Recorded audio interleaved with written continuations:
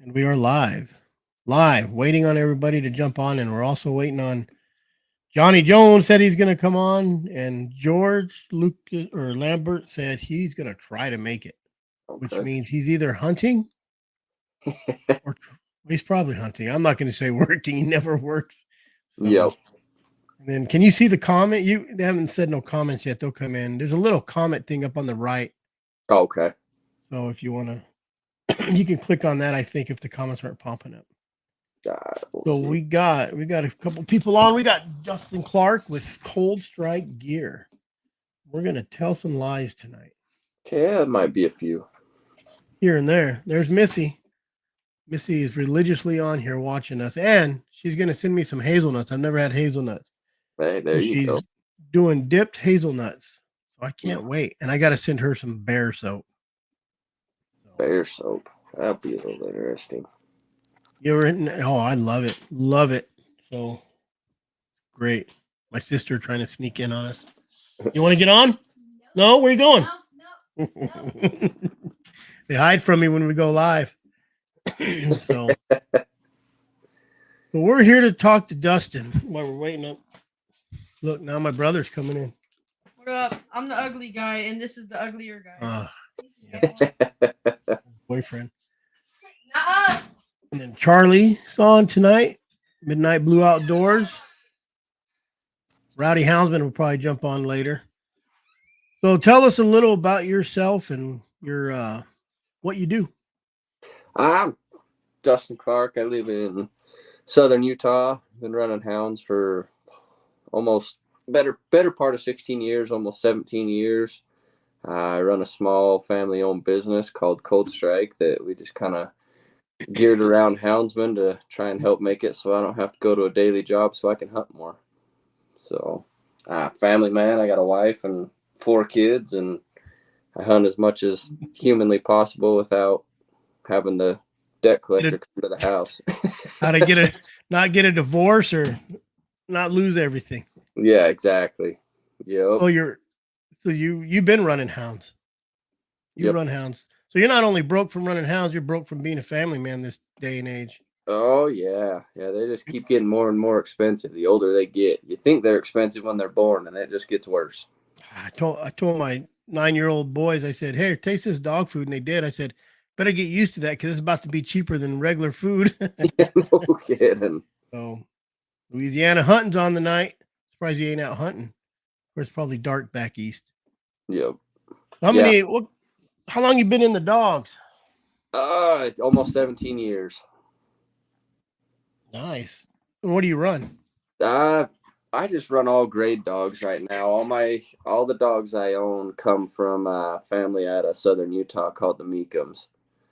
Oh Uh, yeah. yeah, and so everything I own goes back to their dogs. I'm good enough friends with them that I'm lucky enough I get to run all their lines. So Yep.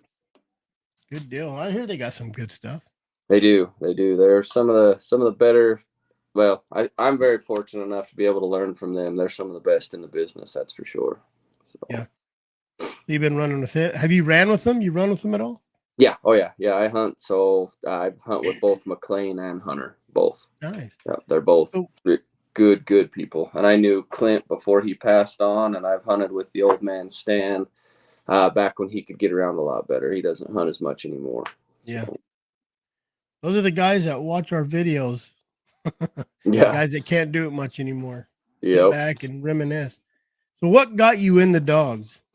I was just out of high school. I don't even think I might have been 19.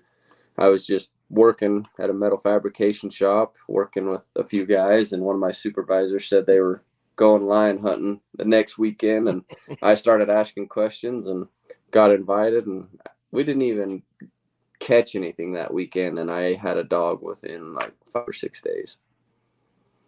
Nice.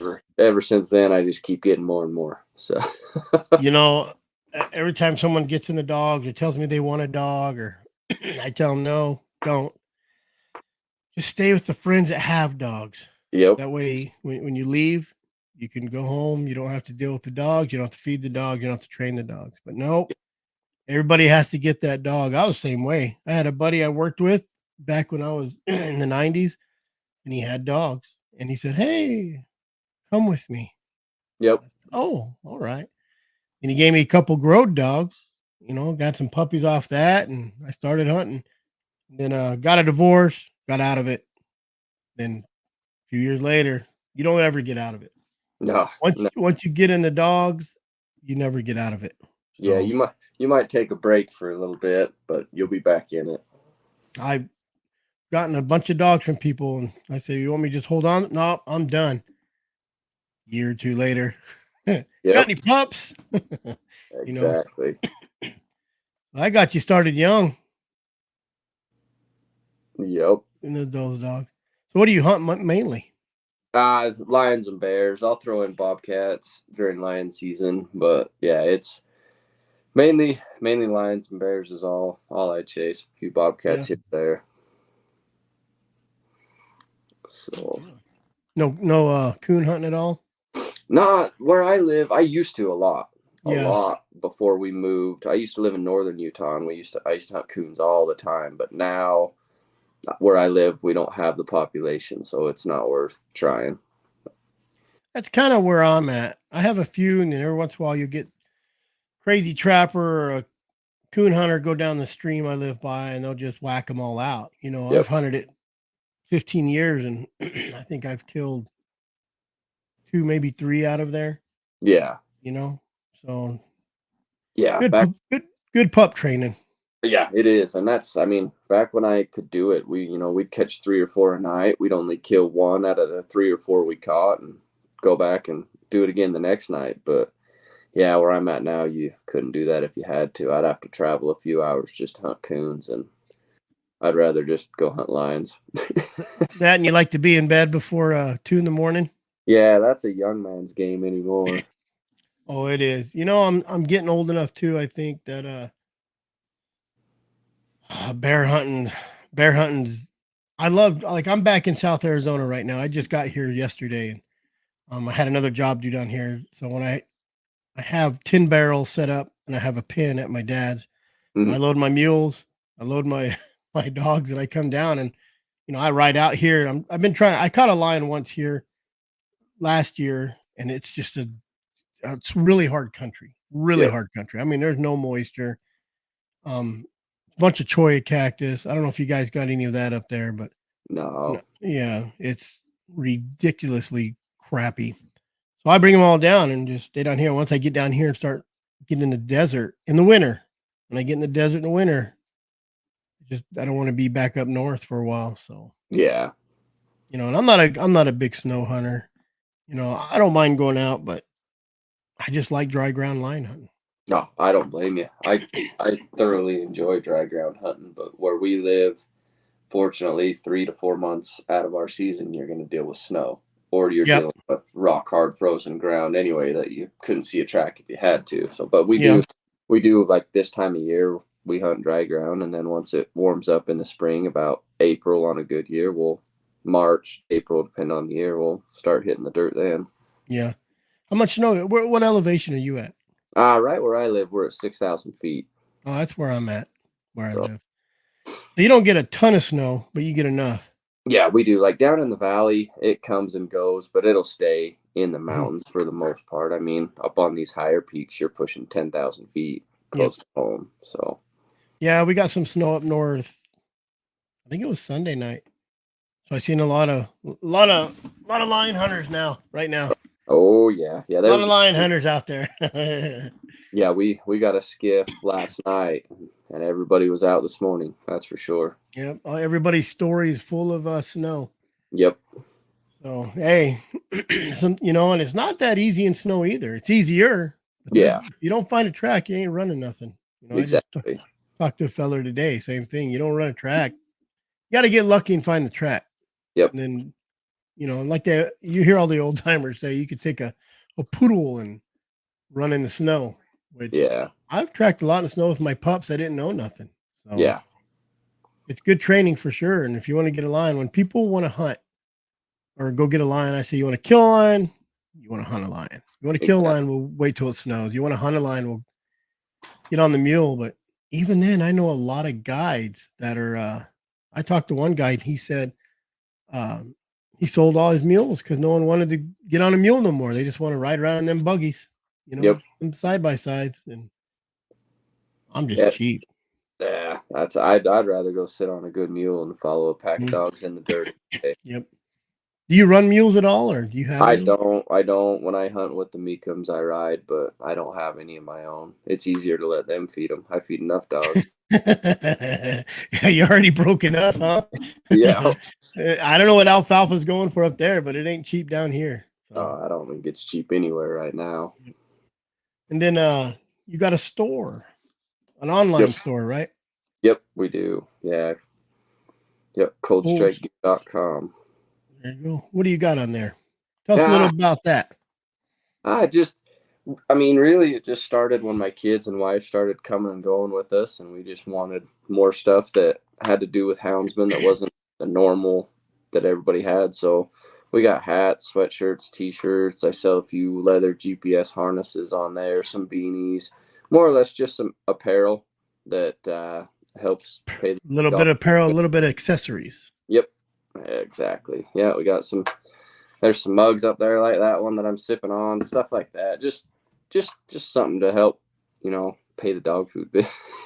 Oh, man, it's just getting worse and worse and worse. Oh man, I can't believe what it's gone up in the last even just year, let alone the last 4 years. Well, it's just like just regular groceries in the grocery store. It's almost getting where it's cheaper just to go out and eat. Yeah, Oh, I mean, it's close for sure, yep. especially when it comes to meat. That's what's getting ridiculous. We usually draw 2, 3, 4 tags a year on elk, and we usually sustain out. I do a lot of hamburgering on my elk, Hmm. and I think we're out of elk meat. And our hunt, we have a hunt coming up, and Yeah, it's local, so it's a cow hunt. We usually tag out, but my wife was at the store the other day. She's like, "I'm not doing it," and she don't. I have a bunch of bear yeah, burger I made. She's not a fan of it, mainly because if I just mixed it up, maybe and didn't tell her it was bear burger. Maybe she, which I've done a few times. So she just don't like the. I love the texture of bear. I eat bear like yeah, crazy. So some people like it, some people don't. yeah. I've had it once or twice, but it's been a long time ago, and it was in spaghetti, so you didn't taste it near as much anyway. So, That's what she'll do. She'll make yep, spaghetti or biscuits and gravy or something where you got a lot of flavor. yep, yeah, exactly. Johnny texted me, said he was going to jump on. I think they were. I think they were deer hunting. Mm, He sent me a picture of a deer. So hopefully you'll get him a deer and you can go make him some videos. yeah, And there you go. George will pop on if he gets into some service. No service up there. Yep. So, you doing a lot of hunting this year then? I haven't been. Every fall I'm gone for a few months up in Idaho doing elk hunts. So I'm just getting back home, getting everything situated before we start into it. So you do guides? Is that what you're doing? Yeah, I work on an elk ranch up in Idaho to Oh, make nice. some money every year for the Yeah. winter. So, yep, I do that. We hunted bears spring and summer, and then once bear gets over at the end of July is usually when I start getting ready to head up north. So, So are you allowed to use dogs in the spring on bear? yep. Yeah, our spring season starts around the 1st of April and goes through the end of May. Mhm. And then they shut the dogs down and do a month worth of bait hunts during June.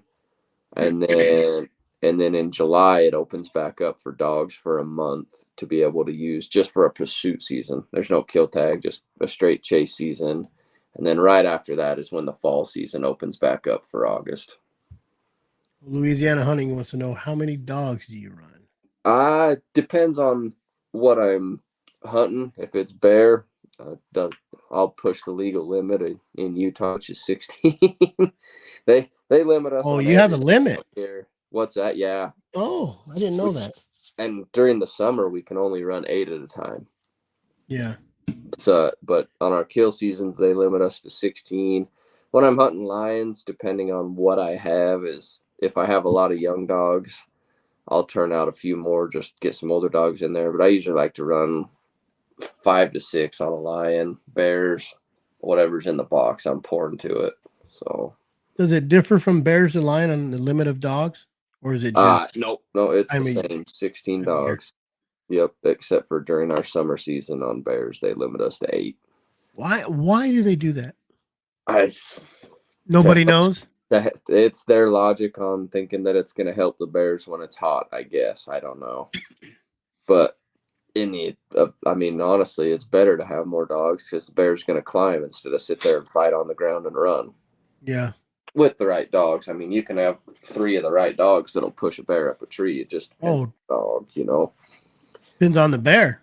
Yep. Bear don't want a tree, he ain't gonna tree. That's Period. exactly right. I Yep, don't care if but it's yeah, a small or big one. they've had that limit on. They just barely put the 16 dog limit a couple years ago on. Before that, there wasn't a limit except for during our summer season. But yeah, they just barely put that on. So there's a little drama, right? Oh yeah, Utah. What's yeah. going on with that? Oh man, I mean, Utah. we read about it on Facebook, but that's about 10% truth. Yeah, Utah's wildlife is just it's up in the air no matter what it is right now. Yeah. The way that they gave the lawmakers permission to slip in some stuff with bills. And so now it doesn't even get ran through the public process. They feel that they want to do something with wildlife, they'll put it in a bill that's completely unrelated and then pass it, like our lions. Like right now, Utah. Smoking in public, but Yeah, you can't run more than 2 dogs. yeah. Well, like our lions, we used to have premium units that you'd have to draw, could go kill a nice big tom. Now the whole Yeah. state, you don't even have to have a tag. I heard that. They're like coyotes. All you have to have is a hunting license. I heard that. You guys don't got 8,000 lions there, do you? So Not even what do close. you believe that was? What is that deriving from? They're trying to save the mule deer herds that are over harvested and among other things. We've had a few bad winters, so our deer numbers are really down, plus over harvest, plus coyotes, plus highways. I mean, it's them coyotes murder them deer. Oh yeah, and it's a huge compile of things that have just ruined the deer herd, but lions are the easiest to blame. So that's where they start I because always blame the lions. Everyone besides houndsmen hates them. The deer hunters hate them. The wool growers hate them. Beef guys hate them. So yeah, the lions just took the brunt of it for right now. But, Oh yeah, if a rancher lets you hunt his property, he don't care. Yep. If you find kittens, he wants you to boot bash them. That's exactly right. You know. Yep. You know, as a houndsman, we like more lions. You know, and I understand. But you know the theory is the big conspiracy theory is a lion kills a deer a week. You hear that all the time. I'm not saying it don't happen. It can, but you go follow a lion for a week and see all the other stuff it tries to live off while it hunts them deer. Oh, porcupine, skunk, coyote, Yep, javelina, rabbit. exactly. I'm sure if it found a snake to eat it. I ran into that this summer during our bear season.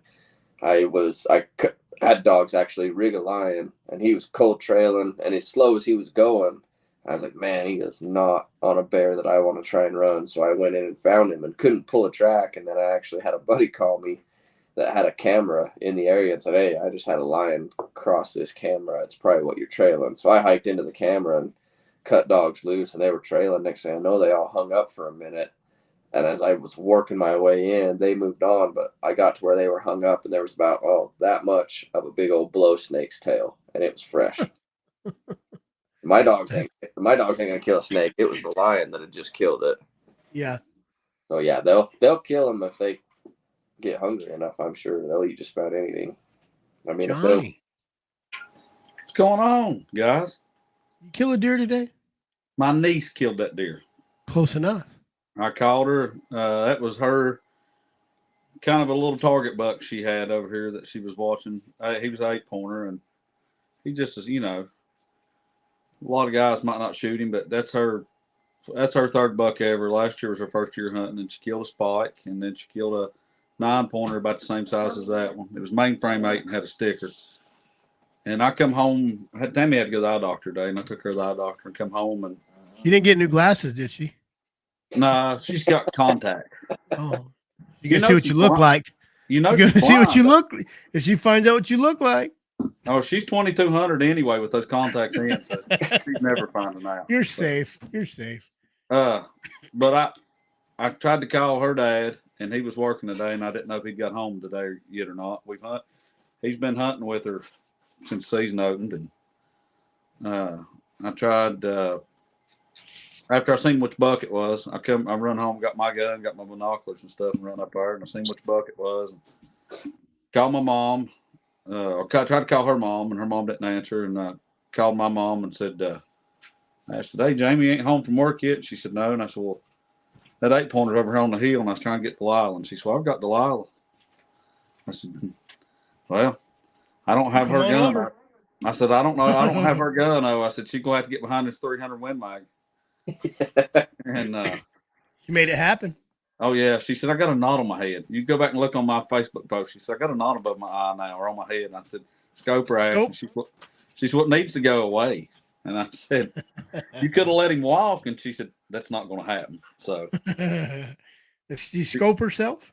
yeah, why she had to get in behind that 300 and shoot. She called herself a little bit of scope. It didn't cut her though, but she's got a little knot. You know, I load my own bullets. So when I'm out with my kids, even if it was a 300, I don't care if it was a 50 BMG, I would load it light and let them shoot it. Yeah, And when season comes up, because they don't realize it kicks. You know what I mean?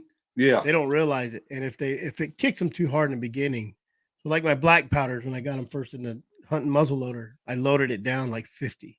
yeah, Just let them shoot close range, and then I'd sight it in at 100, and I would load it up 100 grain, 90 or 100, whatever, which one I was using.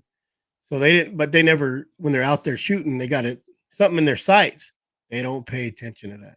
You know what? Later on, they'll be like, "Ooh, You know what I'm a he little done? sore." You know what he done with her? He took her and set her up. She's been shooting a 308, but she shoots it in one of those bog death grips all the time. Mm-hmm. Oh, yeah. But he took her before the first live round she fired from a high powered rifle was at a deer. He took her and put her up on a target dry firing. She dry fire, practice dry fire, practice dry fire. So she didn't know what a gun was called. She didn't know what that high powered rifle was going to do the first time she shot it. Now about everything he's got is suppressed, and I don't have a suppressor yet. I'm gonna get one. And this 300 I got, it's one of the Bagara timbers, and they're not threaded from the factory. I'm gonna talk to a couple gunsmiths, see how much trouble that is with the Sierra coated barrel to get it threaded. I don't know if it'll cause much damage or not to that coating, but yeah, they could do it. I'm gonna see. He told me her dad says you probably want to cut about 6 inches off that barrel too when you do it. That way you're not carrying around a goose gun out there trying to deer hunt with it. So, but she shot that gun. Your gun's not suppressed at all. And I said, no, it's not. Stop it. Hey, she got it down. That's all that matters. It's on the dinner table now. Yep. Tell her to give you one of them hams. Yeah. I shot at a doe up there, and I'm sure I hit that doe, but I can't find any blood, can't find any hair. I can't find anything. It was a rush shot because he was with her, and I grabbed my gun and I shot, and she reacted like she's hit, but there's no blood, no hair. I went towards the way she went in the woods, and I walked all over the place. I can't find her. So I must fed the coyotes. Well, there's so many. I hate to say it because I hate to lose one, but there's so many does right now in the state of Virginia in my area that we need to thin some out. But yeah, I watched. I think he's the 5th different buck I've seen today, and I've seen.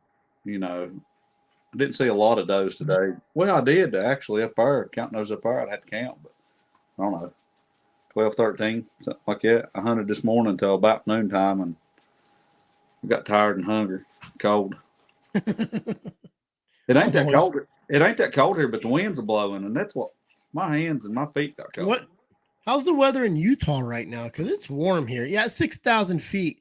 We just got some rain Saturday, but it's been warm, ridiculously warm. It's cooling off where we got that snow. I mean, I think our high today was close to 40, getting down into the 20s at night, but Yeah, it'll start to get cooler from here on out. That's what it did to us. But it was like 67 degrees during the day. It's 50. It was 54 out there when she shot that deer because I looked to see what the temperature was. Yep. When I got back in the truck to get him loaded up, it was 54 degrees. But this morning, the heavy frost on and that wind blowing, and I don't know. I should have maybe wore a pair of coveralls over my legs. I didn't. I wore a coat. that wind's what gets you.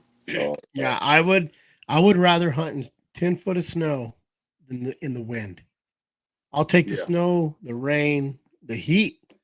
I do not like the wind. The wind just everything lays down, even me. Well, When they it's were windy, moving. I lay down. It wasn't that windy day, but it was just a constant breeze, and it was But they wasn't nothing laying down today. They moved all day. My camera, it's been ding ding dinging all day. So We're not allowed to have those in Arizona no more.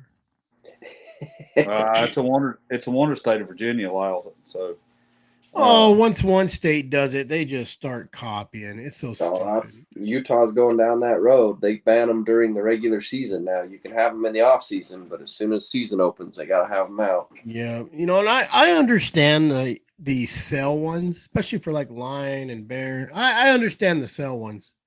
I mean, but if you really want to get in, and I've talked about this 100 times, when you want to get into fair chase, we could go down the list all day long. We can go down the list about scopes, muzzleloaders shooting 500 yards. Like Utah's going through that right now. I think New Mexico got rid of scopes for muzzleloaders. Muzzleloader is supposed to be a semi-primitive hunt. So when you have muzzleloaders shooting out there 200, 300, 400 yards, most people can't shoot 200 yards. I've bumped into people, and they're like, "Yeah, I'm only at 200 yards." I'm like, 200 yards? Like, I grew up in the desert, so shooting 200, 300 yards, I always had a long gun with iron sights, and we were shooting coyotes at 500, 600, 700, 800 yards running. That's what we grew up on. Yep. Like a scope was cheating in my book, but it happens. I can't see game that far away here. Well, I know. See, Arizona, I'm all desert, So I hunted the farm fields. So in the winter, when there goes George's phone. In the winter, there's nothing growing. You had long shots. So when you're calling them in, you could get them in close, but you got them in 20 yards away from me and you missed. You had 100 yards to shoot, 200 yards to shoot, 300 yards to shoot. So George, tell us he was doing something fun today. Oh, I took this week off. So I say took this week off. I'm back to work for a little bit this week. So you took off of hunting this week. Yeah. Oh, George's take off means he's got to go back to work. Yeah. Okay. Well, I'll go back to work 3-4 days, and then I'll get back at it. Yeah, West Virginia, their rifle season just came in, so I got 2 weeks break, and then I'll be back to hunting again. So you're not allowed out in the field? Why, the deer hunting or what? Really, I ain't even looked into if I'm allowed or not. I don't even. Oh, you don't want to be out there. Yeah, it's so many rifle hunters, and they shoot everything. Yeah. I'm not putting dogs out there. Yeah. Oh, man, I don't get it. I didn't grow up seeing a little movement in the bush and shooting at it. You know what I mean? Like, I didn't grow up that way. I don't understand this. Right. And there's just dumb people out there, man. Hey, I work with a guy that about 3 years ago, he got shot in the face turkey hunting. Jeez. And he looks more like a Sasquatch than he does a turkey. I mean, he got a black beard about as long as mine, but I bet you old boy's probably 6'1", 6'2", probably I mean, 320 pounds. I mean, just shot in the was face. he wearing a turkey hat fan and crawling through on the ground? Like, why would you shoot something? No, he had a video. He had a video that he took about. He said it was about just a couple minutes before he got shot, and it was kind of open woods, and he was just hen calling. Jeez. I hear it over there. Shoot. The That's crazy. I don't get it. You hear about it all the time. People just getting shot because they thought it was something else. I don't get it. I just never done that. No. Heck no. I mean, I've been shot shotguns 100 times, but we dove hunt, and dove hunting in Arizona is like dive bombers, and you get pelted all the time.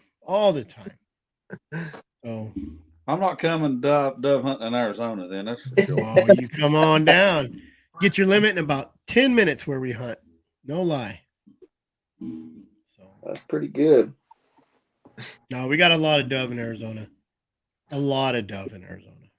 Especially where I live. I live out by a tree nursery. So and we didn't even hunt that this year. We went hunting by a canal, and big storm the night before. We have a big breakfast. September 1st, every year we have a big breakfast. And we have anywhere, depending on what day it is and the weather, if it's on a Saturday or Sunday, whenever September 1st falls, we'll get 100 people here. So, and we got free breakfast. We get, we make biscuits and gravy for everybody. And this year, man, a big storm the night before. Power went out, barely got breakfast cooked. So usually when it storms, all them birds, they'll just disappear. They'll just nest up. But I tell you what, we went out and it was really slow. And I'm like, yep, here it is. The storm knocked them out. We cleaned up, man. My poor dogs, my labs were just wore out, tuckered out. I've seen videos from like Mexico, not New Mexico, but Mexico, and the sky looks black with them.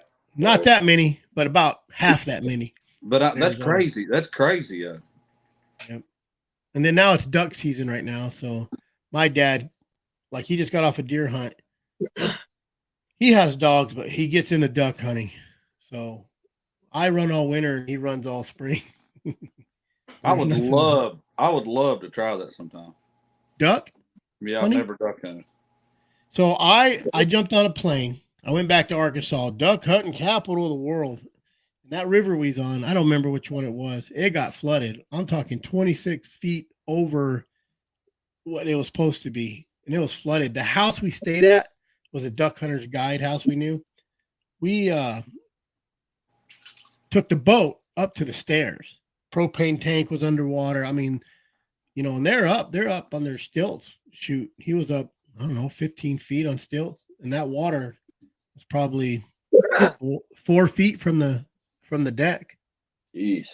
So, and it was so flooded, we didn't get no ducks. And we come back to Arizona. In Arizona, you pond jump. You jump around and pond jump. So, don't do it, Johnny. We'd pond jump. So we got back and we just wiped them out the first week, 2 weeks. And we sent our old boy back in Arkansas those pictures. He's just like, dang, man. So, Arizona, you got to pond jump. What did you tell me not to do?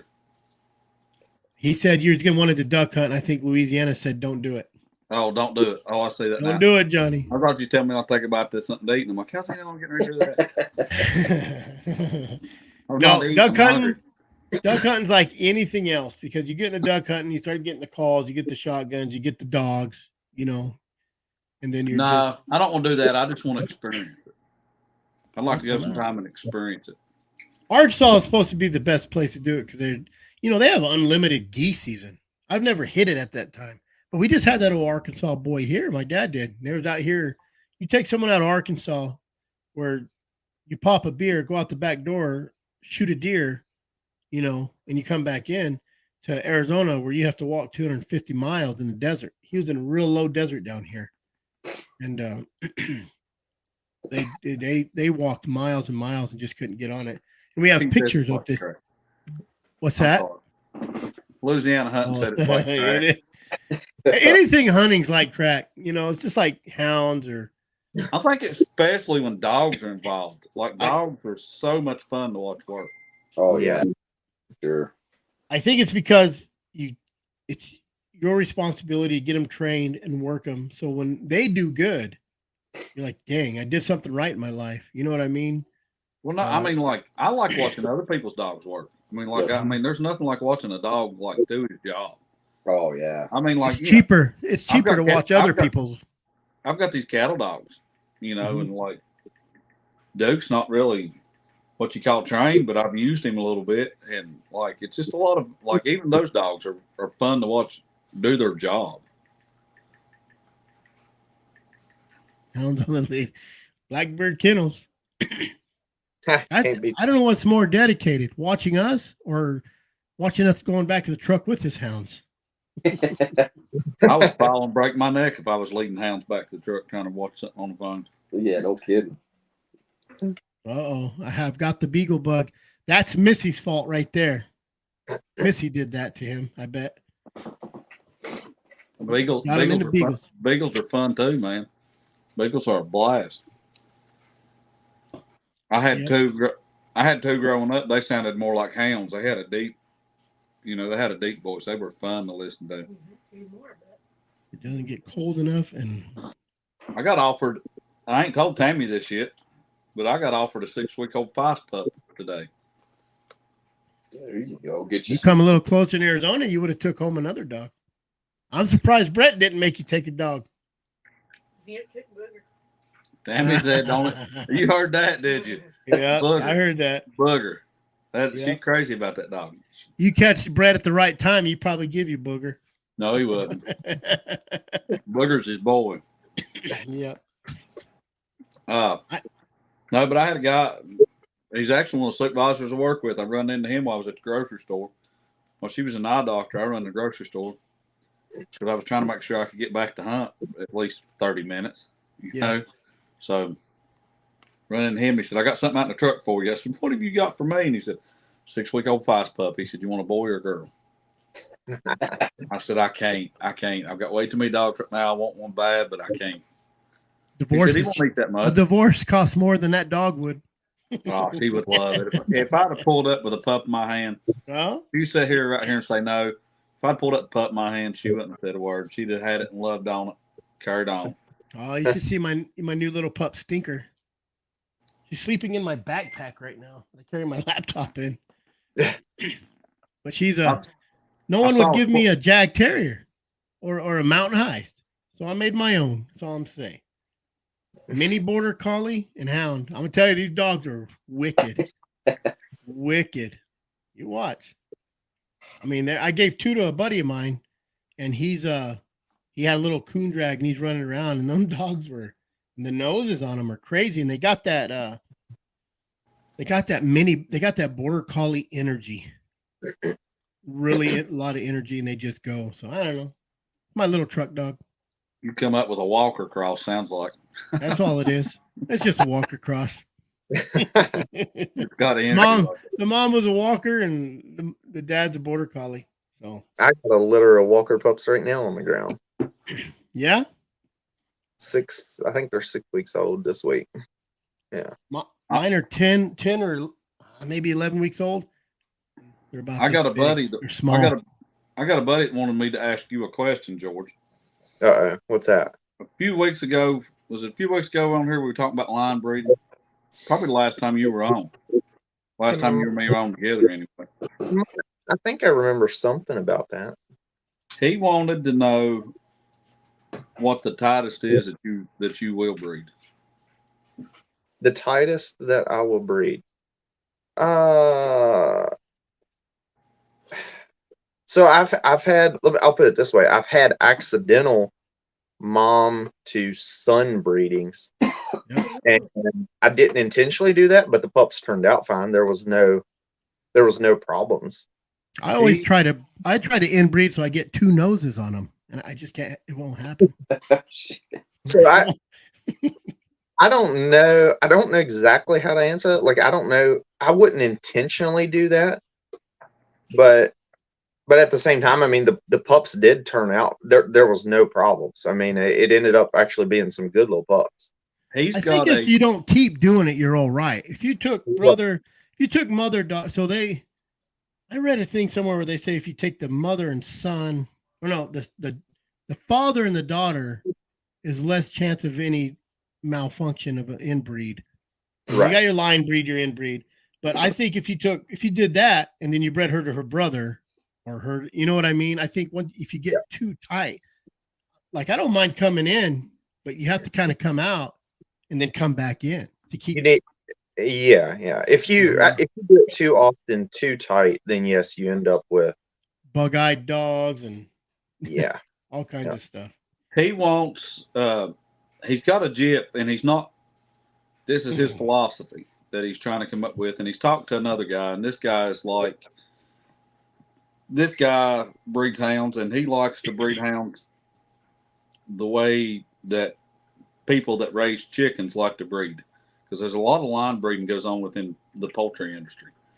To get and I've raised poultry, and I know a guy that does a lot of line breeding with his stock to get the different colors and variations and just the different aspects of a certain breed that you want. right. He's got a female that he really likes what she's out of. He said, I'm not crazy about her, but I love her lineage because he's hunted with these dogs, you know. He wants to breed her back to a nephew, he thinks, is what he wants to breed her back to. Leave it there. Because it would be her, let's see, it would be on the male side of her family, I think, the dad's side of her family that he's wanting to get back out of that. He's been this guy that does the chicken breeding, and chicken breeding, I believe this is what I've heard before too. You never want to breed an uncle to a niece. That doesn't make a good cross, but a good cross in the poultry world is an aunt, a nephew to an aunt. So Really? that's what he's thinking about doing, is that nephew to an aunt because of what he's found out. But you're separated already, right? You're already separate. It's not like father-daughter, so an aunt and you have that separation, kind of like cousins.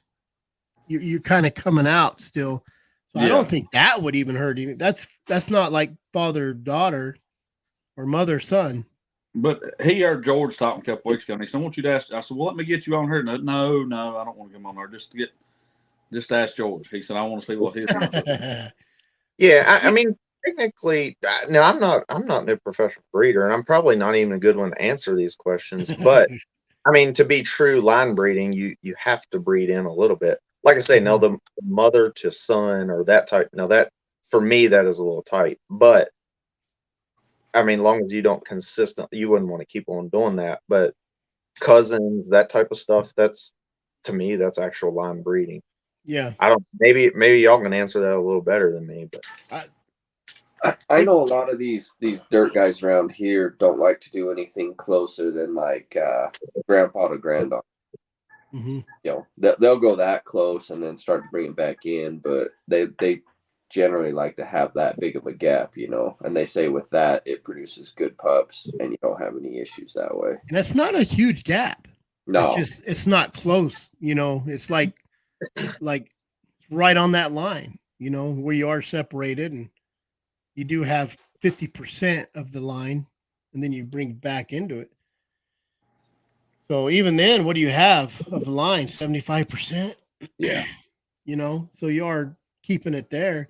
And if you have a good line to cross, that's why you have to, it's my opinion, but so you have your good dogs, and then you always get another dog somewhere that's good. And you can start breeding those, and then you can breed back and forth, you know, where you kind of skip a whole generation. And if you have good traits, you know, but this goes back to where everybody complains about, you know, where you get the papers talk, you know, all of us are grade dog guys. And a lot of them will say, well, I have a dog right now that's not great at hunting, and I breed her, and everybody hates that, but all her puppies, the last 2 bear I treed, her puppies were on it. She I'm with you. I mean, I know phenomenal dogs that do not throw pups worth of crap.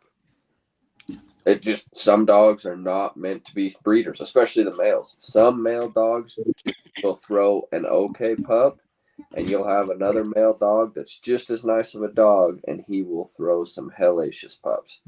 Not every dog's meant to be bred, no matter how well they hunt. Well, And some, if they have great lines that have, I've known guys that have never hunted a dog, but she had great lines and had good conformation, and they bred her, and she threw some freaking off. Yeah. that's kind of what he's looking at. We've got a buddy that, and I've talked about his dog on here with these guys before. For our area, he's cold nosed. For what these guys do here, he's fairly cold nosed. Like, he's cold enough around here that they pulled him off tracks before because there's fresher bear tracks to put him on. Oh yeah. And I mean, I've seen him trail one day for 2.5 hours and never really speed up the track any. And that's great. That's crazy around here. But he throws some good pups, but he's not thrown anything his caliber yet. Yep. I think the closest thing he throwed his caliber that we know of is a dog that I let go to North Carolina when I got out, when I had to get out of it with everything that was going on. I've seen the closest thing. I've seen doctors have kids that turn out to be worthless, and it's no different than a dog. You know what I mean? I know a surgeon's husband, wife, their kid turned out just, they should have culled them. That's all I'm gonna say.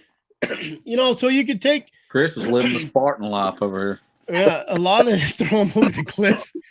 A lot of the accidental dogs, no lie. If you ask any houndsman in the world, any backyard breeder, nobody that's just following a line and papers that has had an accidental breeding, they've gotten a ridiculously amazing dog out of that.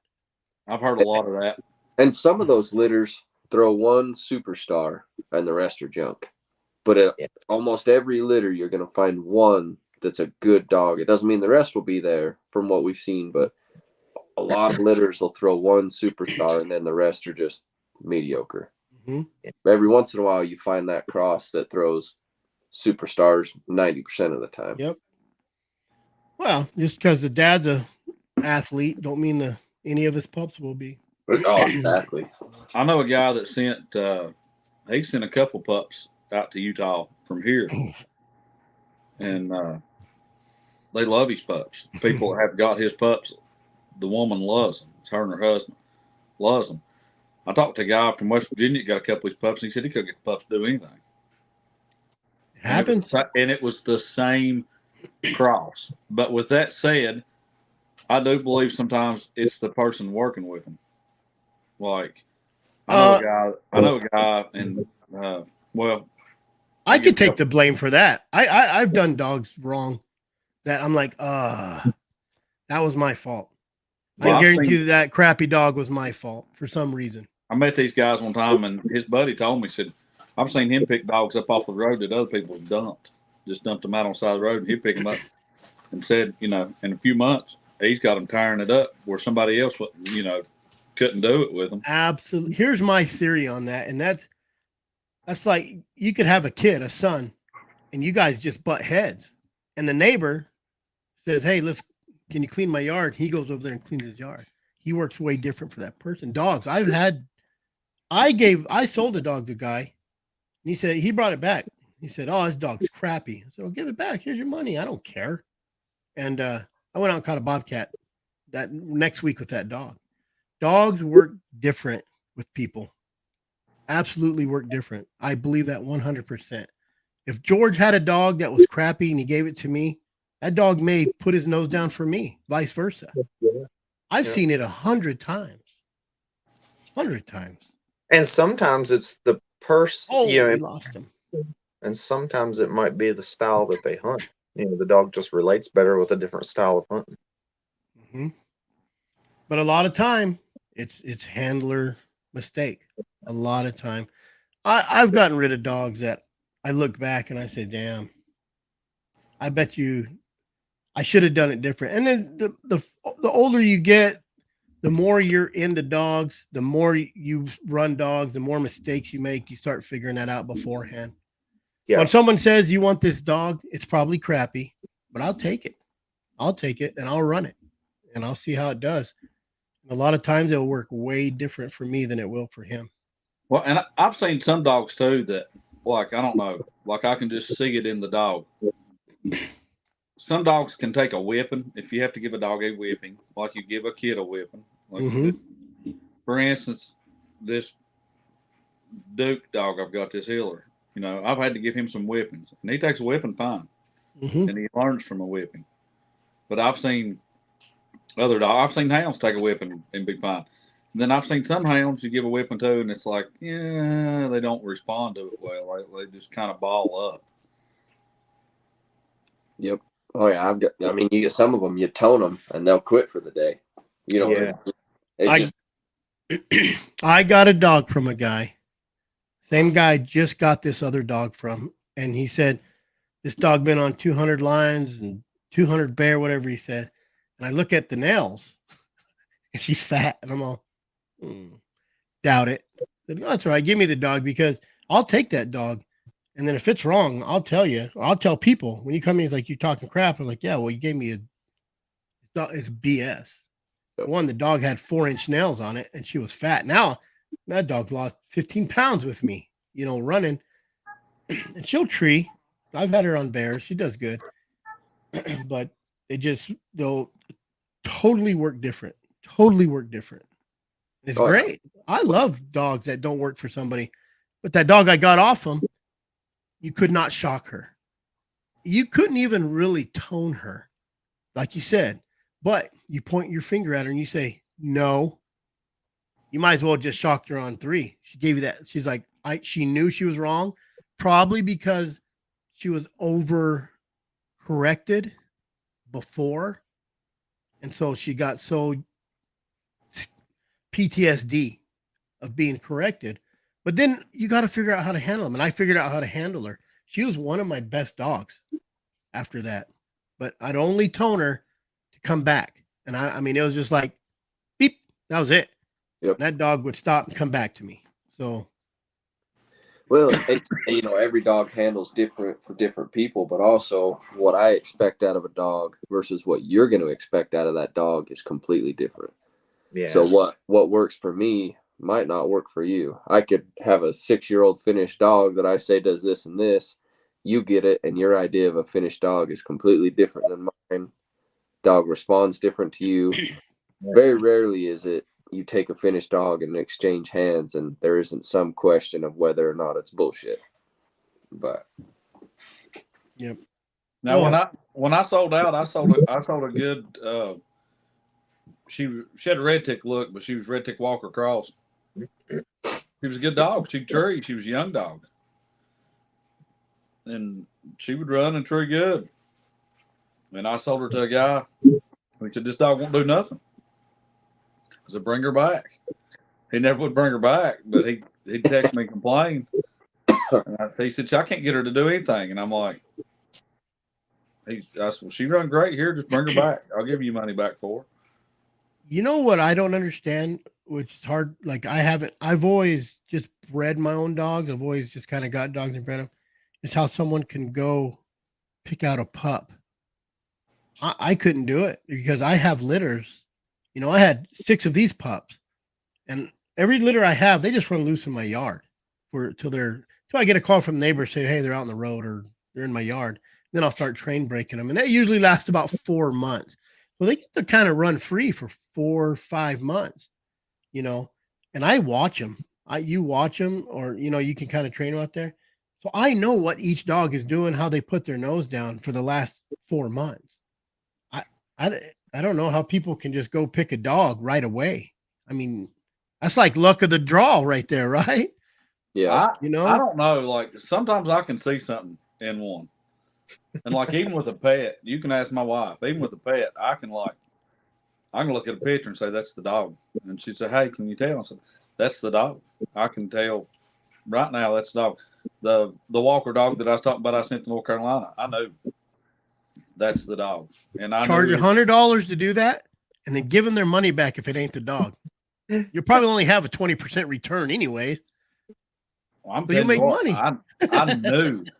I knew he was the dog, and I sent that dog down there, and I told the guy, I said, he's the dog, and he bought 2 dogs off of me, and they were both started dogs, and he said, well, I understand why you like that one dog, but the other one's the dog. And I said, are you crazy? He named them my name. Their name was Trouble and Reagan.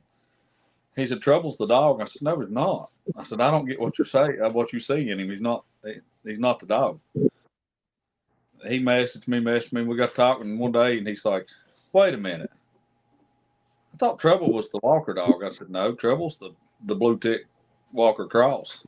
And he's got these dogs' names wrong. He said, I can see what you're saying now. He said, yeah, he's the dog. And he's the one that I think Chris and George have seen pictures of him. He got eat up last year by a 500-some pound bear, and they didn't think he was going to live. And he started blowing this spring at him again, and they had him out the other day, and he was blowing at one. So sent me a picture of him. So Bill Campbell has it just right. That would be my luck right there. I can pick the worst fool in this litter, guaranteed. One example, just from my personal litters, and this is just a rule of thumb for the average litter of dogs, but the way I usually pick is whichever dog is last. Whatever dog that I sell them out, whoever's last, that's the one I typically keep. And then I reckon the point I'm making is the question I get asked a lot is how do I always end up with the pick of the litter? And it's not because I have the pick of the litter, it's because I can hunt way more than most people. Yeah, exactly. You can put a good dog for lack of better terms, a good dog in a weekend warrior, a guy that can only hunt 2 days a week, and he'll turn into a mediocre dog. You give a mediocre dog to a man that hunts 5-6 days a week, and that'll be a phenomenal dog. Yeah, exactly. That's a fact. Just if you're a weekend hunter and you all of a sudden get a chance to hunt, not just Saturday, Sunday, but Friday, Saturday, and Sunday, just those 2 extra days, you will see an 80% improvement in how your dogs are starting to work rather than just 2 days a week. Exactly. You hunt 1 day a week, you're going to go maybe catch something. 2 days a week, you might trail something. 3 days a week, you might trail and catch something. But when you're hunting 4 or 5 days a week, when they strike and how they strike, you're going to know you're going to catch something or you're probably not going to catch something. Yep. Oh, yeah, exactly. I mean, that's how it was these last 2 years bear hunting. As I used to be weekend warrior, do 1 camping trip a week, and then I was able to change up work and things, and I was hunting 4 to 5 days a week. And the last Big 2 difference. years, those dogs went from here to here, big time. Yeah. Even if you hunt, let's say Saturday, Sunday, but you're taking those dogs out, just kind of running them in the evenings, 100% difference. Yeah. Their manner, their demeanor, they're wanting to hunt. That's what they want to do. They want to hunt. So Timothy Brink said he picks the runt. I've seen a lot of people say that. Pick the runt. Runt makes a good dog. And they're right there. That's the key too. Opportunity. Even if you hunt 7 days a week and you're hunting in an area that there's one lion in 100 square miles. If you're not riding that 100 square miles every day, hunting is luck, especially with dogs. You have to, if you don't get that rig, you're not going to chase nothing. If you don't free cast and get a strike, you're not going to chase nothing. If you don't do a big circle and catch a track or get a strike, you're not going to catch nothing. I know a guy that showed up one time, picked some pups that I'd raised, and he picked the pup with the least amount of white on his tail. Everybody has. Even with mules, horses. He said a dog with a lot of white on his tail won't make a good dog. And I was like, in the Labrador world, when you went and picked out a dog, if I went and picked out a dog, I'd put it on the table and see if it would just jump off like a dummy or try to find its way off. That's how I kind of said, oh, he's using his brain to try to figure out how to get off the table. So, and I'd put a chair there And if he went around that table and then jumped on a chair, he's smarter than the rest who just dive off. And you'd be surprised how many dogs. I don't think that in the hound world, if they see a lion or a bear, they're going to dive off. It don't matter. But, everybody has their little quirks and how they pick. You know what I mean? Me, I like to raise my own litters so I can watch. You just watch them grow. And I throw hamburger out in the yard and I do my whoop, whoop. And that's how they all, she perked her ears up. That's how I get them to come to me. And then I throw that hamburger or whatever in the yard. And I see which one comes up to me waiting me to feed them, or the one that goes out and starts using their nose to see if I threw something. That's just how I do it. I'm lucky I can do it that way, Yeah. Yep. So subject is we lost Brett's hunting. He's back. Brett's hunting. Brett. We don't talk about Brett. He's abandoned us already twice. He's in South Arizona hunting. What do you put? I'm hunting Jaguars. He might run across the oslet. You guys know what oslets are? Yep. Yeah, gorgeous. I would love. They just got one on camera. Jason Miller. What's Get on YouTube. Look at Jason Miller Outdoors. He just does trail cameras, man. He has awesome footage of everything. But he just caught an oslet on camera. Gorgeous. I'd love to tree an oslet. Love to. Oh, it's like a how do I explain? It's like a bobcat that looks like a cheetah or a jaguar. It's a mini jaguar is what it is. Yeah, pretty much. It's like size of a bobcat. Has it got a long tail or a short tail? No. Long Jeez, tail. I think it's kind of medium, ain't it? Let me look. Let me see if I can pull one up real quick. They're gorgeous, gorgeous. You don't see very many there it is. You don't see very many sightings. See if you can kind of see that without. Oh, so they kind of look like that pet Savannah cat or whatever that people are crazy about now. Yeah. Just wild cats. That's all they are. Let me see if there's another. Gorgeous. They get a few sightings every once in a while. A guy had treed one a while back over in Fort Huachuca down in South Arizona. That's where they are, South Arizona. Do they come out of Mexico? Do they come out of Mexico? Is that what they must? I don't know. I haven't really researched it, so I just like to see them. If you go to Jason Miller Outdoors on YouTube, type in oslet Jason Miller, it'll probably pop up. So do you harvest them or do you let them go? No. That's like probably put you in prison 20 years. It's like shooting a jaguar. That's what I wanted. Yeah. So yep. I had somebody here the other day. They sent me a trail cam video and there wasn't anything on it. It was just the noise. And they said, "What is that?" And I said, "Sounds like a bobcat." I said, "It could be a fox, but I can't really tell. It was way off in distance." I said, "But I think it's a bobcat." I told my mom it's a mountain lion. I said, "There's no mountain lions around here." Never say that. Never say that. Never say that. Did they just get one in Kansas? There's not a breeding population of mountain lions in southwestern Virginia. I'll guarantee it. But picture one. There's a good picture. But she's like, "Well, we used kind of to a see long tail." She said, "We used to see black panthers all the time." I said, "You've never seen a black panther." Never say that. A lot of people have seen them. Ask Clay Newcomb's dad. Ask Clay Newcomb's dad. No such thing as a black panther. There's such thing as a black jaguar, but there's no such thing as a black panther. I don't know. I think there is. Never been a mountain lion with a megalithic. Melanonin, whatever. You ever how you say that? Melanonin, is that what it is?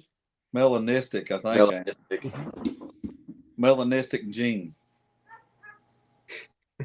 There's never been one recorded, killed, captured, or born in captivity. Either is a Sasquatch, but they're there, right? Everybody sees them. Whatever. Come on now. No such thing as Bigfoot either. I'm Never calling it know. out. You never know. The possibility of a North American ape, yes. Is it out there? No. Ye should have faith. I do, in the good Lord, but not, Yeah. not in that. Hey, There you haven't met him yet. Come on now. Oh, yeah, I have. Just spiritually. I've met the good Lord spiritually. Well, hey, maybe your mom and that Black Panther have a spiritual connection, man. Well, it's not my mother. It was another Oh. person sent me a message. She told her mother that it was a mountain lion. So Carolina, been spotted in the mountains. Is he talking about mountain lions or are you talking about Sasquatch? Or Black Panthers? Black bound Panther. to be talking about mountain lions. I'm gonna have to buy one of them believer hats, or what is it that Clay Newcomb has? Yeah. One of them. They made a hat for it. So I talked to a game biologist here, and he told me, he said there is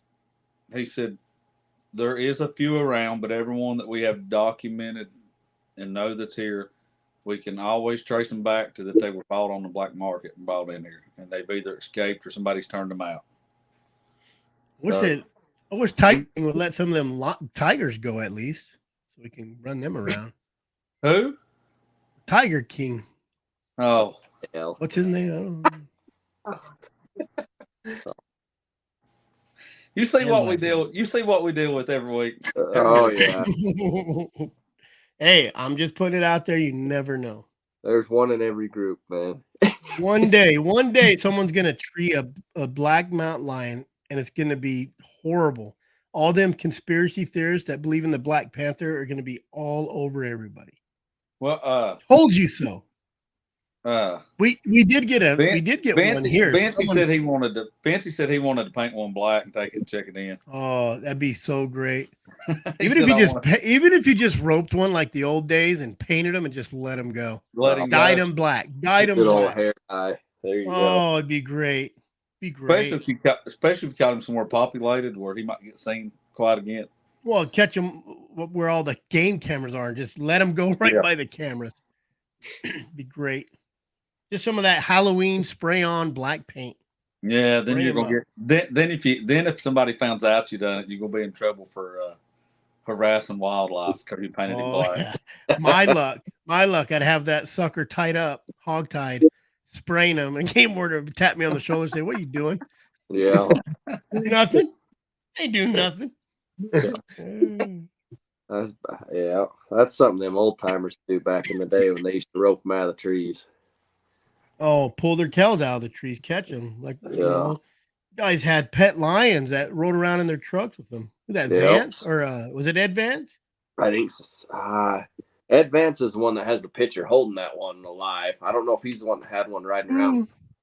Who had the pet lion? I thought y'all were talking about shoot. Who had the pet lion that it was in all the movies? I know. I read the book. You sure it's not Ed Vance? It could be Ed. I just know there's a picture of him holding one that's alive. Yeah, because they caught him and put him in a 55-gallon barrel or something and took him home. And that's in Trained by a Hound. I think that's Ed Vance. Yep. I think that's him. I thought it was Ricky Bobby that had the mountain lion. Him too. Taught him how to drive. Oh, Karen. Yeah. I think all the snowbirds have them in their trucks driving around here too. Oh, geez. That would be pretty cool. That would be a pretty cool pet to have. Oh yeah. You know, I would love. You haven't read that? It's Frederick Gerstaken, Wild Sports of the Far West. You guys haven't read that book yet. Got it. It's like 99 cents on Amazon Kindle. Like it's cheap. I told him I need to get it. Get that book and read that, or just download it and read that. It's not a book; it's a journal of Frederick Gerstaken. It's Frederick, something like that. Yeah, it's Frederick Gerstaken. Would it be similar to like Trained by a Hound? Look like no. This is a guy. This is for real. This is a guy that wrote it's a journal. The guy went around. He tells stories about going in him and a guy went in the cave. They didn't have LEDs back then. They had candles. And he goes into a mine or a tunnel or a cave. One of the guys, they're trying to get a bear. they find 3 cubs in there. His buddy stays there petting the cubs, trying to keep them quiet while he goes in.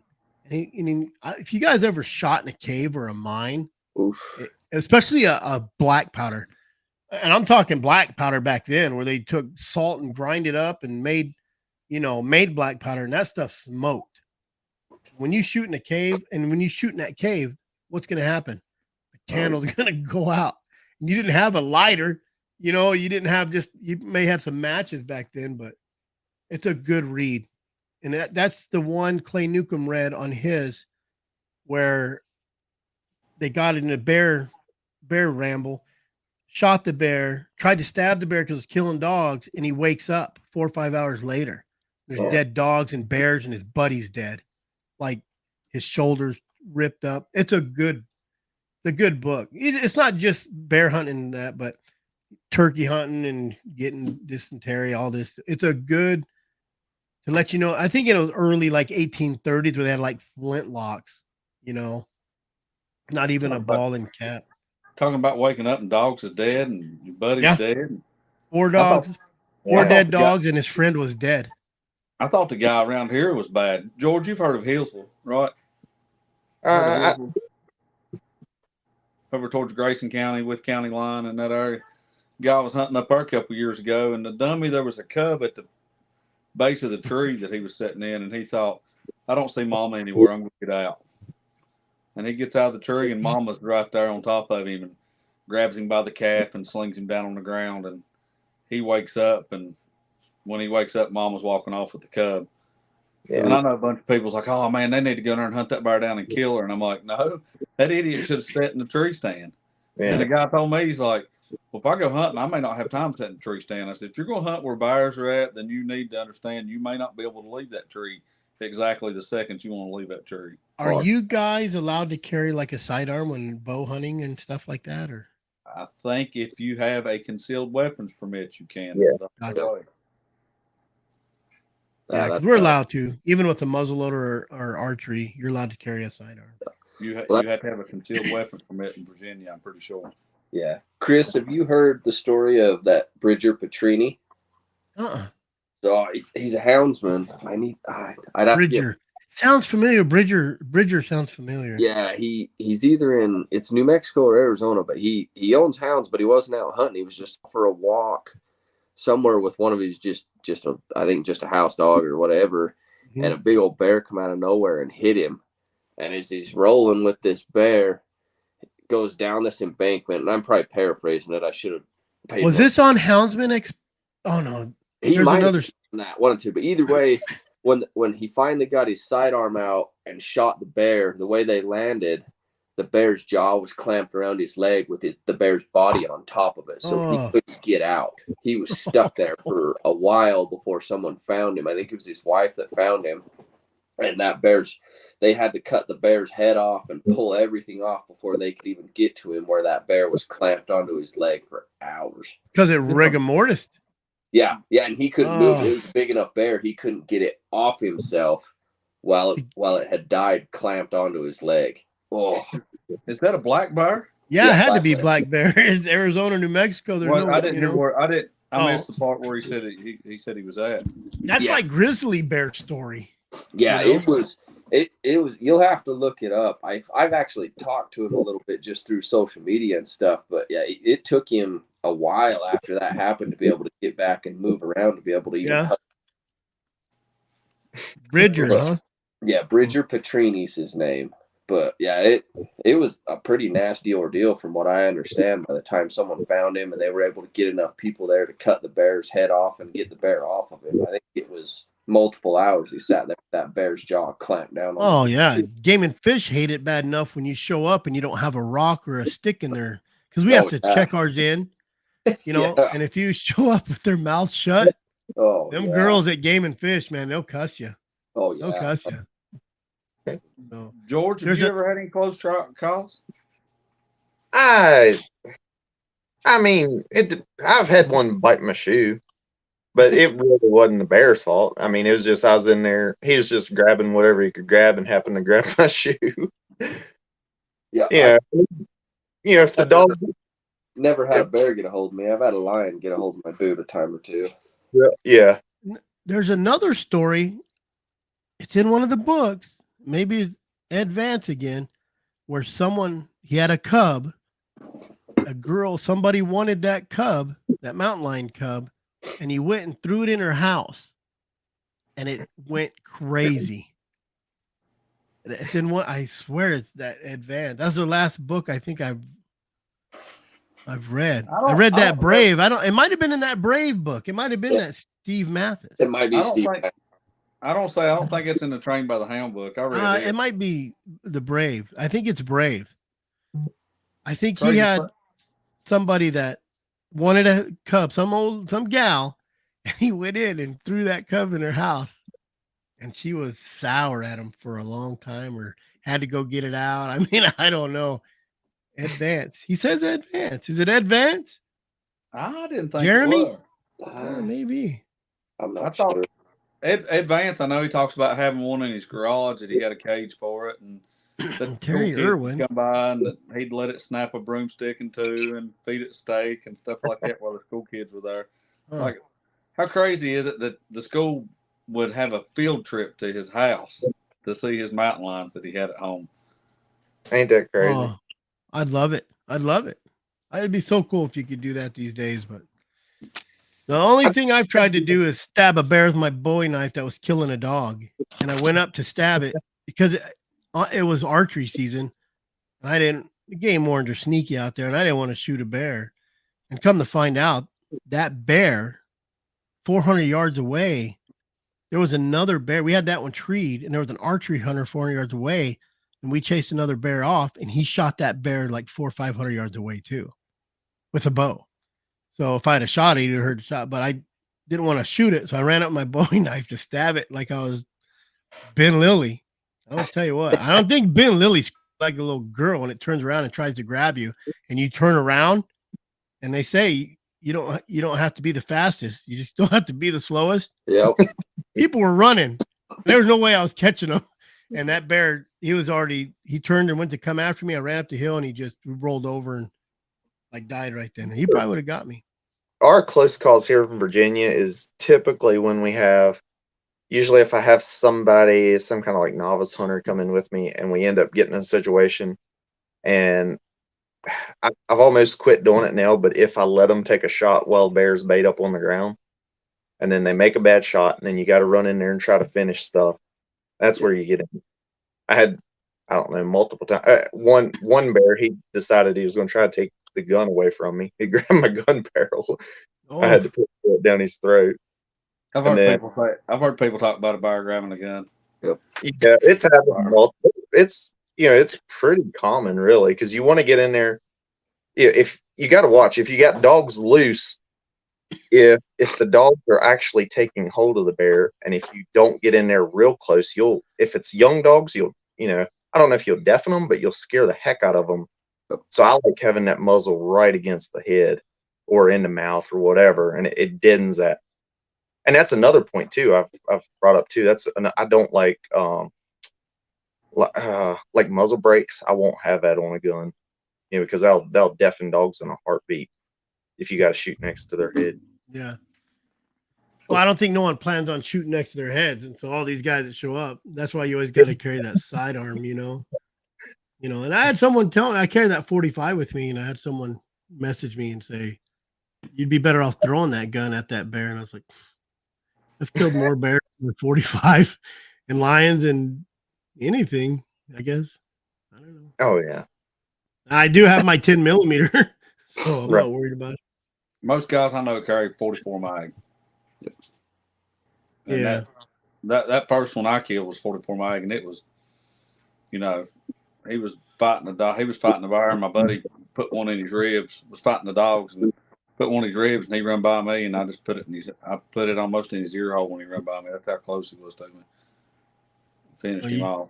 You kill a bear 22 mag if you wanted to, if you have the opportunity.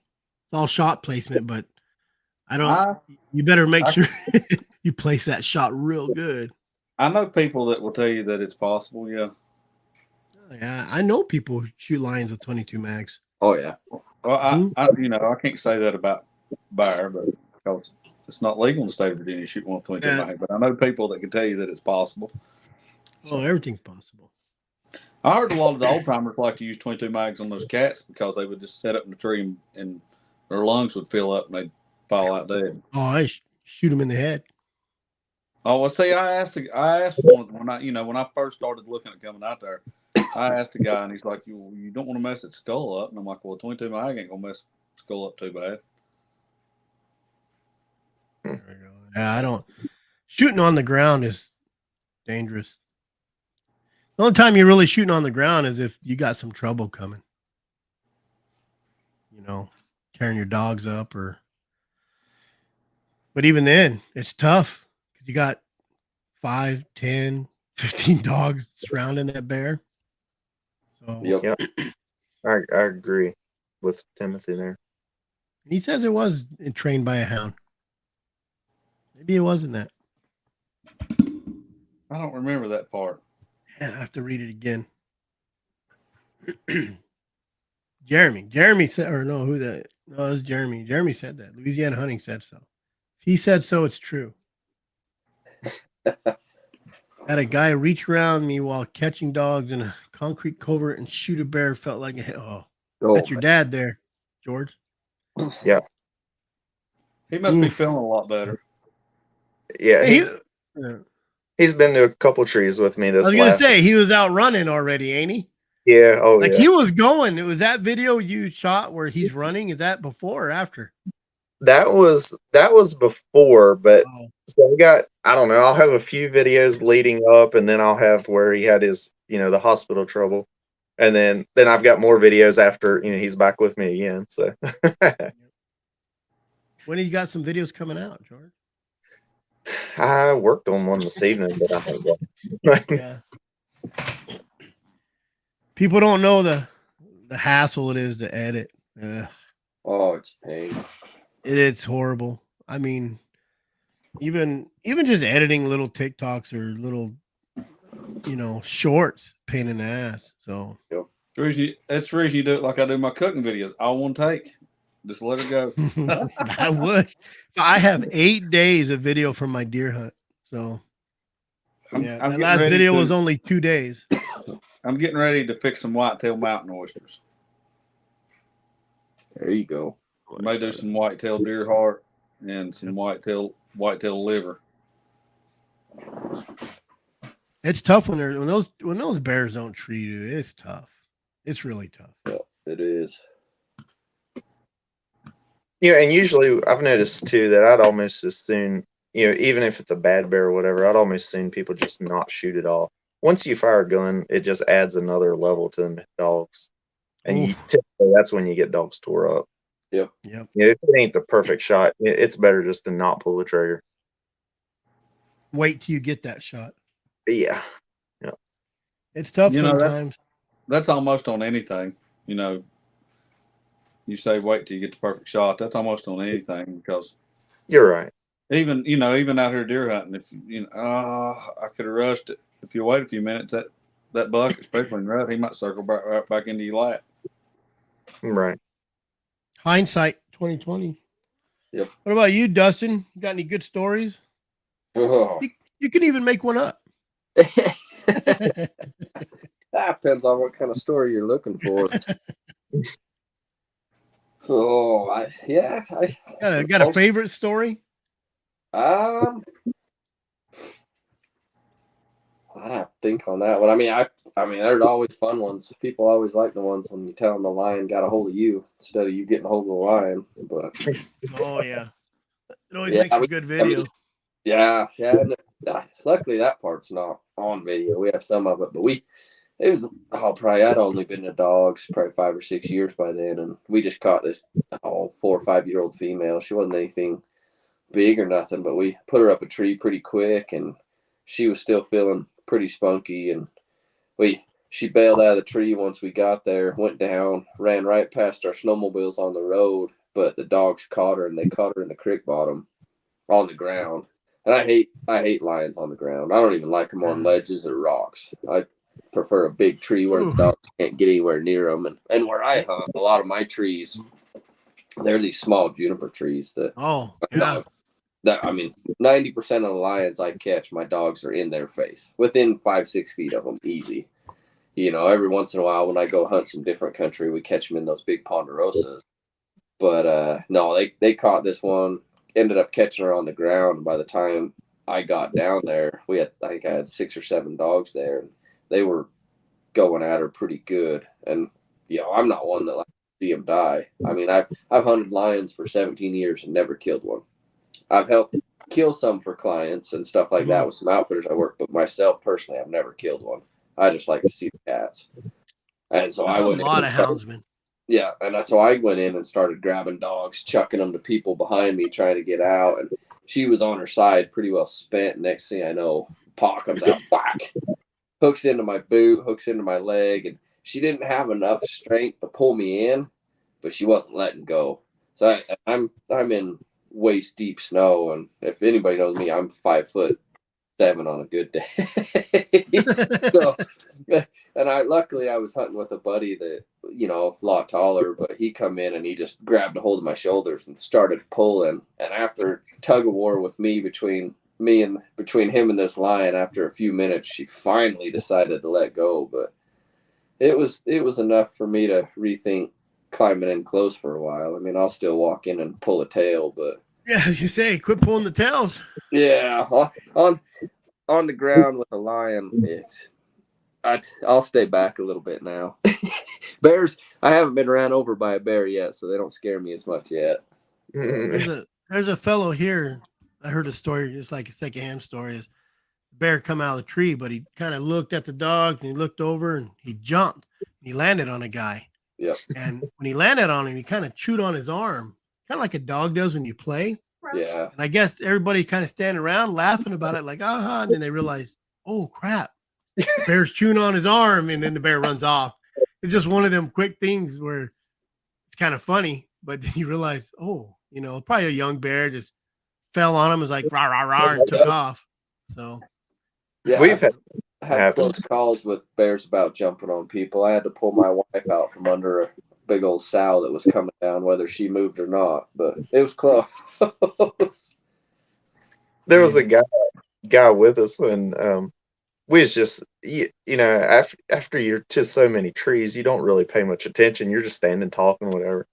Having to look up at the last minute, the bear bailed out, landed right on him. Was on the side of a steep ridge, so down they go. Bear's up, then he's up. Bear's up, he's up. Oh man, he didn't get bit or anything. Yeah. Did you hear that meat eater story where they walked up to get? I think it was a goat. And the goat was already hung in a tree, and they went back to get it. And they're like, well, let's eat lunch first. It was Steve, and I don't know if Clay was there, just a bunch of the guys, like 4 guys. And they're sitting there eating lunch, and they heard something coming in. By the time they looked up, I think it was a grizzly run in, and it ran in so fast, but it kind of busted through. Everybody got up, and the one guy jumped, and it hit him. Well, the guy landed on the bear. It ran off, and they thought it grabbed him, but he literally fell on the bear's back. And the bear was running, and so it drug him. He was like on his back. He went down like 20, 30 yards. They thought it grabbed him and ran off, but he was just riding the bear basically and then fell off. Jeez. Oh yeah. You definitely would have to change your drawers after that one. Oh yeah, that'll pucker your butt. Yeah, definitely. We had Go ahead, Chris. My friend had a game warden. They were shooting a bear out of a tree. Well, the bear was coming out. He's like, I almost shot it and I didn't. And it came out and it ran off, and it ran down kind of like a little trail, and they all turned to shoot, and the game warden stood up. He's like, no, I'm right here. That bear ran. Game warden hiding in the bushes, what he's doing, and see if they were doing anything illegal. And that bear almost ran into him, and everybody turned with their guns, and he was like, yeah, hey, that's a dedicated warden though. Yeah. And I know the guy, and he does his job. He's the guy that you want to hate because he does his job, period. Yeah. I know a boy from down Tennessee. They were running at night one time. And he sent the video to me. He's filming it with his phone. And he shone the light up in the tree, and it was just a little bear. He probably weighed 120 pounds or something. He jumped out on top of him. He hit him when he hit the ground. And the boy gets up to run. He yells, woohoo! woo, and he gets up to run, and his leg folds up, and he gets to the ground. He tore his ACL when that bear jumped out on him. Oh, And he's back in the woods with his plot hunt. Well, no, they had Kimber curs is what he hunts, and he had them curs back in the woods, and they were gone after the bear. And there he was on the ground and in the dark, torn ACL. oh, Hey, do you hunt plots at all, George? Plots? Yeah. Yeah, I have a.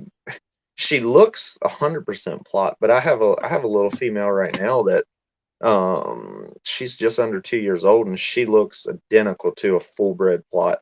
And she's a good little bear dog. She's treated multiple bear by herself in the last couple weeks.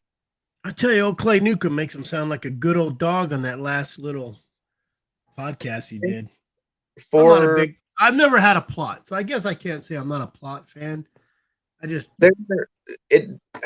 there's strains of plots, and I'm not I don't know all the good plots, but I've had some really, really good plots, and they're known for, of course, they're known for gritty, they're known for their running, but there is some strains of them. I've had some that can really buckle down and trail. Yeah. So yeah, there is some really good. Arizona's not a big plot country. There's some people that have them, but not many here. Tennessee is plot home.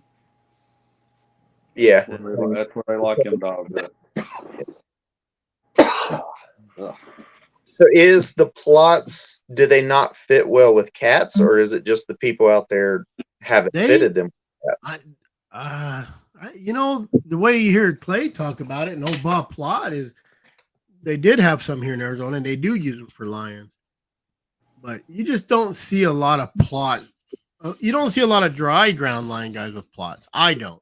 no, you don't. No, I think that's more the gist of it is, plots were, I mean, they do, I know guys that hunt them on snow cats and they do well, some on dirt a little, but everyone I've talked to, they just don't have the nose that some of these other dogs that have been bred for the dirt do. And I think you could take a phenomenal plot and bring him out here and run him with some dirt dogs, and he'll probably pick it up. But it's just whether or not they have that nose power. I think they're more, as the stigma, they're more of a bear dog. Playing, anyone you talk to, that's why they want a plot, is because it's, for lack of better words, they're ass eaters. They're going to bite hair. They're going to pull hair. Yep. The first plot I ever was around turned me kind of against plot. Was he aggressive? Yeah. See, that's where I shy away. Is the guy that had him could hunt him with females all day long, and a female could bite him or, could do whatever, messing around. But he said if a male dog rubbed shoulders with him, he said the hunt was over with and the dogs start fighting. He said he used them on hogs, and they could be running hog. They could be running a hog, and that he said the dog will quit hunting and kill that male dog. He killed a male dog. That's how I found out about him. I was around him, and they had a little old red bone that had climbed up the side of the kennel and hopped over in the kennel with that dog, and he killed him. I don't know. I just feel in Arizona it takes us longer to get to a tree sometimes than you guys back east. I don't know if it's just more bear or bigger country we got. So I don't need nothing I've had accidents at a tree. Not my dogs, but a friend I hunted with, and we just ended up at a tree with other people's dogs, and I don't know what other people's dogs are. That's like Cameron blue ticks. I always hear they're aggressive. So when someone says, "Oh, it's Cameron," I'm all, they can get grumpy, and that's me. My dogs are handled by my kids. They're fed by all the time, so I won't own an aggressive dog, whether it's people aggressive, dog aggressive. I don't care how good of a dog it is. I won't own it because I don't need problems at trees. The Scruffy's nemesis. Yeah. This is my little, it's the stinker. That looks like a beagle. That's a pretty pup. It is. And she's part mini border collie. Oh, I thought it's part Walker, part mini.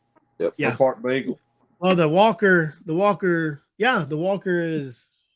it's out of some Marshall stuff, and then it's supposed to be out of either Smith's or Derringer.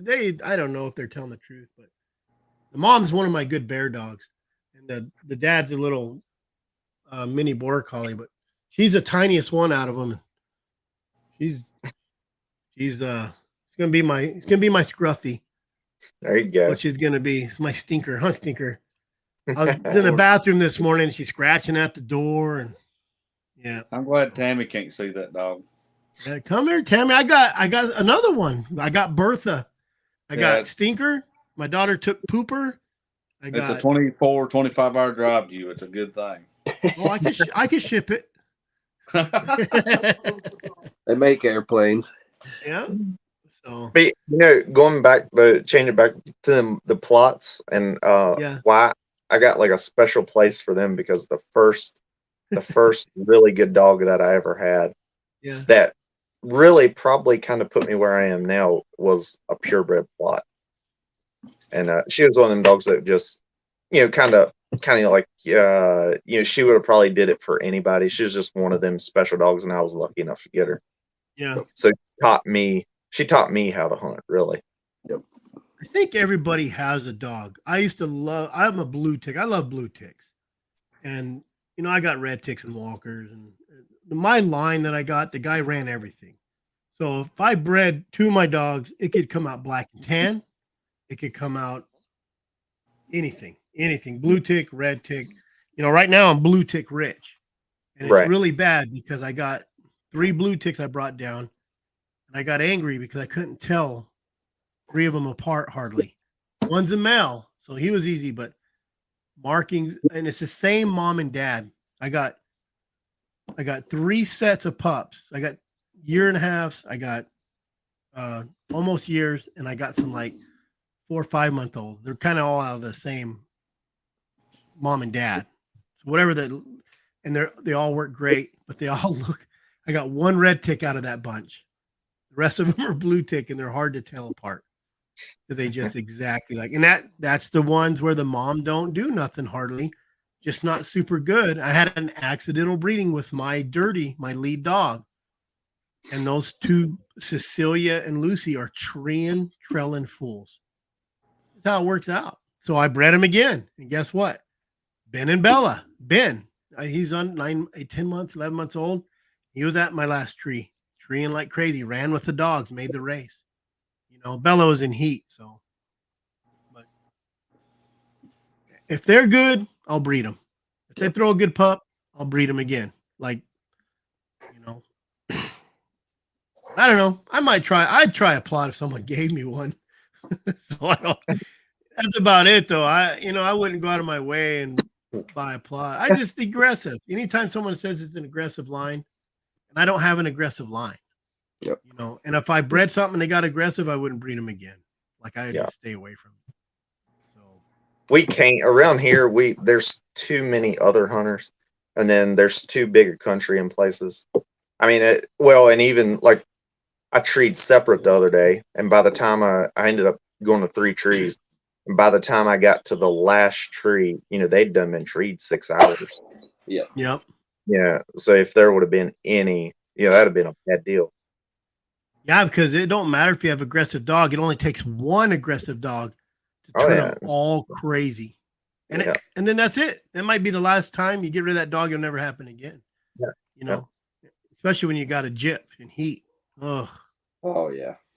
And how many times have you took a dog out, jumped them all in, and then you're out there, and all of a sudden you see that male dog following a female, and you're like, man, she's not in, but he's trying to get her in. I got a buddy who just got rid of a hound because a guy brought a gyp in heat hunting with him, and he said he got kind of aggressive with another dog. They got snappy at each other, and he's gone. That's why he may not do that again if he's not around. He said, "I'm not taking a chance." Yep. Yeah, I had the biggest. I didn't think about that. Yeah, that's probably the best thing. Don't take a chance. I had the biggest dog fight in my life between 2 brothers that never fought because of a gyp and heat. And once that weekend was over, we went back to bear hunting. And for the next 4 years, I never had a problem. I tell you what, when they come in heat, they cause trouble. Cause trouble. Hey guys, listen, I'm gonna have to get off here. So. Yeah, we've been on an hour and a half. And I actually have a meeting tonight. It was supposed to be at 7, but we moved it to 8 for PI stuff. So We'll have fun with Dustin, that. I appreciate you coming on. Oh, I If had you a guys good time. want one of his cool hoodies or hats or cups, go right there. Yeah, heck George, yeah. I don't even know. George, give me his link. I can send him. George has some good stuff too. Oh, Yeah, hey, George, where do you go to get your stuff? YouTube. Yeah, I don't know. I ain't got it all settled out yet. Well, because I know I looked on YouTube. I couldn't find a link. You don't have a store set up, George? So I got a store. I have a store set up, but it isn't live yet. I haven't actually made it live because I ain't got my ducks in a row behind the scenes yet. For Gotcha. shipping, handling, all that good stuff. definitely understand. Yeah, I went to that what Brett uses, whatever it is. I can't even tell you what it is, but they do Right. everything for you, and that's what I did right now. So you've got a shop set up now. yeah, yep. I'm gonna have to I get think on there and order. I think Missy bought a keep your powder dry sweatshirt. I think I'm gonna have to get on there and order something. I was gonna get Oh. on George's website and order. I noticed the guy that runs the Lycas. Oh yeah, He's got one of your like blaze orange hats. yeah. That's what I was gonna get on and try to order. Like I can't find a George store nowhere. George slacking. He's so busy hunting, and he's far enough ahead. He needs to take and edit enough videos to get him through about 6 months so he can go hunt the rest of the 6 months. If videos was the reason I hunted, yes, I totally agree. It sucked. And all the video you do, like I had 8 days of video, just videoing, and I probably didn't get 70% of the stuff because you get busy hunting, especially when you're bear or lion hunting. Yep. Deer hunting's a little different, but bear and lion hunting, man, it just boom happened. Like, oh, I should have got that rig. Oh, I should have got that trail. I should have got that tree. Why didn't I tree? When you're a hunter and not a video guy, you miss a lot of stuff. See you later, Johnny. Thanks for coming. See y'all. Yeah. Yep. So, Dustin, I appreciate you coming on. Oh, I had a blast anytime. We'll probably get you back on again, tell some more stories. Yeah, I'd love it. We'd like to get Brett on, but he's too important. He was talking crap about George, too busy hunting and doing everything. And where's he at? He's down South Arizona hunting now. So, yep. George, I'm glad you made it. Hey, I made it. Yeah. So, get here. ColdStrikeGear.com. We're waiting on George's store. Yeah. Going. Yeah. Waiting on Dustin to get some videos up on YouTube. Oh yeah, I got piles and piles that are waiting to be edited. I just gotta decide I want to edit. That's it. The editing is just. I know what you mean. Yep. It's horrible. It's horrible. So for sure. Yeah, we used to put quite a few up, but I take a break for a while, and now I got to finally decide to get back into the swing of it. My problem is lately I've been hunting other people's dog swarm and stuff a little bit, and then messing with puppies. Yep. And you don't like mess on the camera while you're trying to. Yeah, it's tough. Dennis Ingram, who's that? I've heard the name back in the day when I used to be on the big game houndsman forum. He used to go by the name Old Ike. He used to. There always used to be a big debate going on with him, but I've ever just heard the name, never met him. Yeah. What was the debate? Outlaw guy? Yeah, kind of. I think most of your good houndsmen are outlaws. he liked to stir the shit pot, I think, a time or two, and I'm trying to remember what it was all about, but man, that's been years ago. Now I can just remember the name, but Red Ike. That sound familiar? Oh, Red Ike. That one doesn't sound familiar. I think he's talking about Dennis. It probably could be, but Nicholas is busy. Too busy for us. Nicholas is the other guy who used to get on here with us. And he's our smart guy, genius. He's busy. He's been busy. He gets real busy, and then he'll get a break and he'll jump on. But it's all right. We got George and Dustin and Johnny. We don't need them other guys. So, all right, George. Hey, man, I appreciate it. It's always a pleasure. Alrighty. Well, I'm gonna Well, hop off. We'll probably do it next week, and I think Brett might, if he's around, if he makes time for us, like he used to tell you about you, make time for us. If you make Yeah, time he's- for us, we'll do it again next week, everybody. Dustin, appreciate it. Thanks Yeah. for taking time. Thank you. Admiring the bug. All righty, All right. guys. I'll see you. I'll stay in Yep. touch. Okie dokie. Well, there's our live. Good conversations. I don't know if any of it was true, but they sounded good. Well, if you want to check out, let me get out of here. If you want to check out any of Dustin's stuff on Cold Strike Gear, he has a bunch of little knickknacks and apparel and accessories on that site there. Go check it out. I want to thank George for coming on. Thank everybody coming on. George Lambert, Mizzy, who's always with us. Louisiana Hunting. I even seen Rowdy up here. Timothy Brink was here tonight. Who else? Smith Tree Talking Kennel, Louisiana Hunting. Troy was on the night. Appreciate you coming on, throwing in your 2 cents. So thank you, everybody. Midnight Blue Outdoors. He was on, blaming Missy for getting him in the Beagles. So I probably won't do nothing Wednesday because it's Thanksgiving and it's going to be packed here. Someone asked for bear soap. I said I'd be at my parents' house for Thanksgiving, and there's 14 of them coming. So now we got to cook even twice as much. And I deep fry the turkeys. So I'm going to have 2 or 3 deep fryers going. So I won't do nothing Wednesday. We will probably be back Monday. Hopefully Brett can make a little time for us. Come back on Monday. So until then, you guys, keep your powder dry and stay safe out there.